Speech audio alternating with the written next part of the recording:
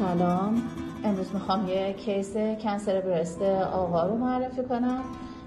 که بیشتر توجه هم به اینه که اولا بدونید که کنسر پستان علیرغم اینکه در آقایون خیلی نادره و 1% کنسرهای برست رو تشکیل میده ولی غیر ممکن نیست. معمولا شایع‌ترین علامتش توده‌ایه که توی نوک پستان ایجاد میشه و چون حجم برست خیلی زیادی ندارن اکثرا ما مجبور میشیم که مستکتومی کنیم. اگر حجم برست داشته باشم و مجبور به برداشتن نوک پستان نباشیم میتونیم سینه مریض رو هم حفظ کنیم، یعنی نوع جراحی تقریبا مثل خانم هست و همونطور که میبینیم ما براشون لنفو کردیم و اینجا جای غده لنفاوی نگهبانه، بنابراین برای آقایون هم لزومی نداره که اگر درگیر نیست غدد لنفاوی زیر بغل یه دستکاری خیلی شدیدی انجام بشه. با یه برش محدود